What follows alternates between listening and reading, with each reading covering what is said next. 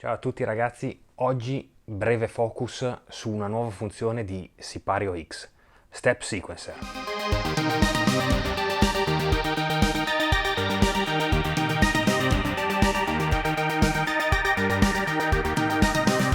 Con l'ultimo aggiornamento di Sipario X è stata aggiunta una nuova funzione al suo interno, quindi abbiamo uno Step Sequencer che è una funzione che Christian, che saluto tra l'altro, ha voluto introdurre e riteneva che potesse suscitare parecchio interesse per chi è interessato al nuovo Sipario. Ricordo che Sipario X è una versione evoluta di quello che era il Sipario originale e oltre ad avere chiaramente avuto dei miglioramenti, nuove funzioni come la pitch wheel, maggiori input e output sul retro, una schermata leggermente cambiata, adesso abbiamo una nuova funzione appunto che è lo step sequencer. Quindi ora vi faccio sentire delle sequenze registrate e poi vedremo nel dettaglio cosa si può fare. Quindi con lo step sequencer il tasto fan sul pannello diventa il nostro play e il nostro stop. Abbiamo al suo interno, chiaramente per farlo funzionare bisogna assegnargli un BPM, quindi cioè nel senso questa è la schermata di step sequencer, quindi sono 3 pagine. Poi abbiamo chiaramente nella performance bisogna assegnare un tempo, altrimenti poi lo vedremo successivamente, lui ci dirà che senza un BPM assegnato non funziona. E ovviamente le parti, quindi in questo caso io ho 3 parti attive sui 3 out, quindi out 1, out 2, out 3, abbiamo tutte le parti in off, quindi fisicamente la master che c'è collegata non suona, però se noi andiamo ad accendere la parte 1 abbiamo il primo suono che è il montage, spengo la 1, accendo la 2, questo è Phantom, quindi sul 2 c'è il Phantom, e sul 3 OB6, quindi abbiamo le 3 parti assegnate e ovviamente al loro interno in questo momento io ho già registrato delle sequenze, quindi se io dovessi far partire la sequenza vediamo che progressivamente tutto va avanti, no? Quindi le 3 sequenze funzionano in modo indipendente. Inoltre abbiamo in questo caso 16 step, per comodità ho messo 16 step, ma si può arrivare fino a 32. Quindi 32, 32, 32, quindi 32 step per ognuno delle parti, no? Quindi ogni parte può avere fino a 32 step. In questo caso io ho registrato 16 step per la parte A, 16 per la parte B e 16 per la parte C. Vediamo che nella parte A il 6 e il 7 hanno questo rettangolo blu che è il tie, quindi si possono unire. E inoltre quando noi andiamo a eventualmente modificare anche in questo caso il transpose, la sequenza, innanzitutto la sequenza quando viene fatta partire e si passa allo step successivo, quindi allo slot successivo, alla performance successiva, la sequenza continua, se chiaramente c'è una sequenza che è nello slot successivo, e si riaggancia alla fine della prima, quindi non c'è mai un salto. Quindi in questo caso se io faccio partire la prima e passo alla seconda, noteremo che adesso questa è la prima, io sono passata alla seconda, quando finisce la prima passa l'altra, che è questa. Adesso ritorno alla prima e quindi Sipario continua a seguire. In questo caso io ho copiato le stesse sequenze nello slot 9 e nel 10, no?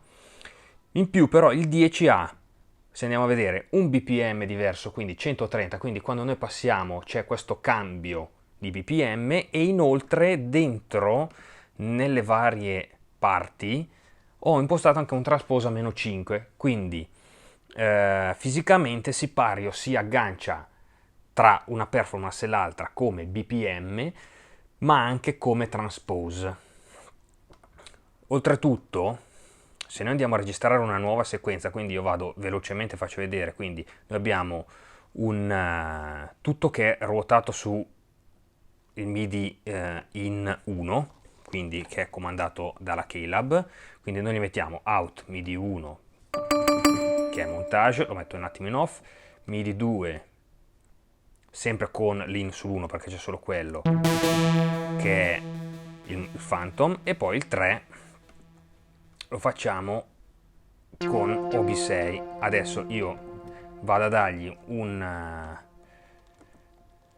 BPM, quindi mettiamo 120 di BPM, così è diverso ancora da quell'altro. Salviamo, quindi adesso lui rileva che c'è impostato un clock all'interno della performance. Quindi entriamo, andiamo su sequenza, quindi gli diciamo a noi bastano 16 step, e quindi mettiamo su 16, facciamo la stessa cosa già su tutte e tre, così per comodità siamo già pronti. Quindi 16. Dopodiché torniamo sull'1, gli diciamo, vabbè, questo lo facciamo dopo, 4, 8, cioè quant'è la velocità, no? Quindi per il momento mettiamo 8. Quando noi fisicamente andiamo a premere l'encoder, lui si posiziona sul primo step, quindi se noi suoniamo e mettiamo, chiaramente qua bisogna assegnargli la mappa, perché se no non suona nulla, quindi la A pescherà dalla mappa 1, la B pescherà dalla mappa 2 e la C dalla mappa 3, quindi sono i 3 che abbiamo creato in precedenza. Quindi andiamo sull'1, quindi se noi adesso premiamo questo,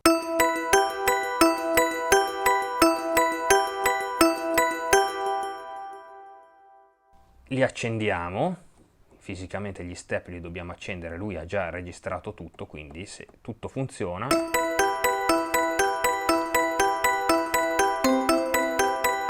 ok, quindi poi possiamo dirgli cambia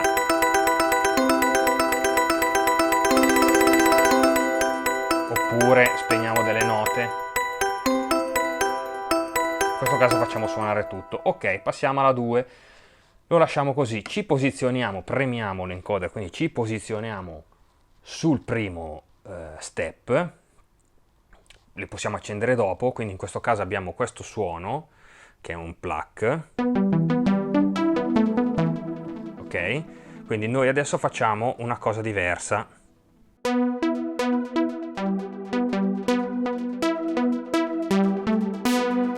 Quindi ok, finito, li accendiamo. Adesso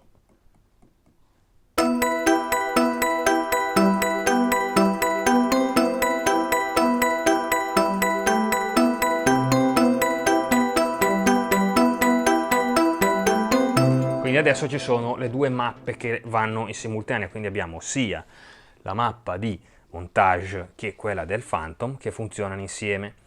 Ora facciamo la stessa cosa con la 3, quindi premiamo, lui si posiziona e adesso con questo suono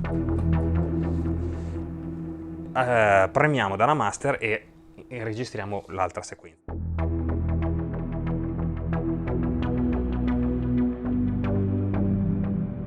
Ok, finito, accendiamo e facciamo partire.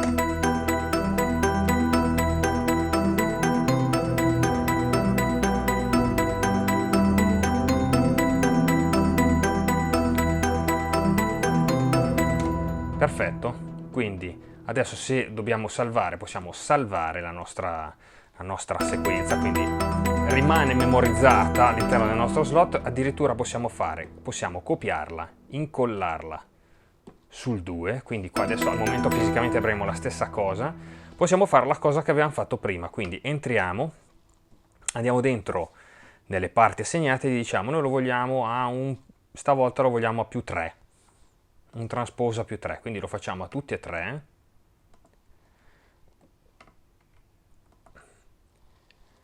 Quindi abbiamo quello, come tempo lasciamo uguale, salviamo, quindi partiamo da qua, passiamo a quella dopo, lui continua con la sequenza che abbiamo salvato, quindi se entriamo fisicamente, la facciamo partire, vediamo che tutte e tre camminano, e se invece lo facciamo così possiamo passare da una all'altra, quindi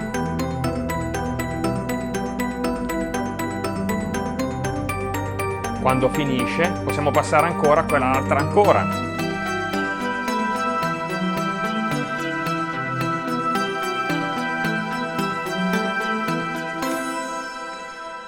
Questo è lo step sequencer, quindi direi che è una funzione molto interessante che porta Sipario a un livello successivo. Abbiamo visto in tempo reale come utilizzarla e come registrare all'interno dello step sequencer.